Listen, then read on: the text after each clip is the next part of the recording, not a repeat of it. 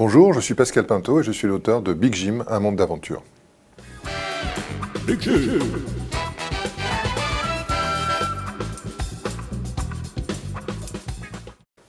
Alors la raison pour laquelle j'ai choisi Big Jim, c'est justement que Big Jim était un sujet encore non traité dans le domaine des beaux livres.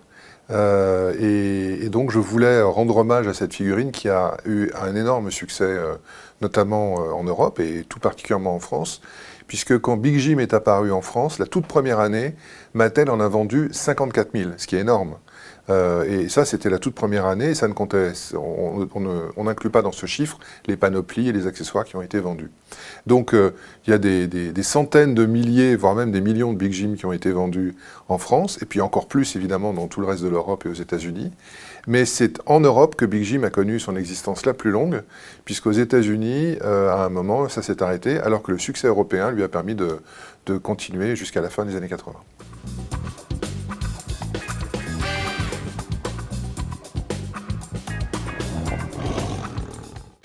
Alors, s'il y avait trois informations vraiment amusantes et intéressantes à révéler sur Big Jim, ce serait, je crois, la première, ce serait que c'était un jouet, donc quand il est apparu en 1972, qui était vraiment en avance sur son temps. Il avait bénéficié d'innovations imaginées par des inventeurs très pointus.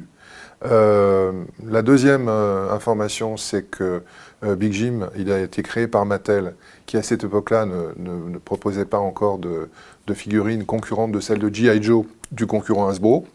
Et donc, c'était une manière pour Mattel de présenter aussi une figurine dans ce registre, c'est-à-dire les jouets pour garçons, alors que, évidemment, Mattel connaissait déjà depuis 1959 un très grand succès avec Barbie dans la catégorie des jouets pour filles.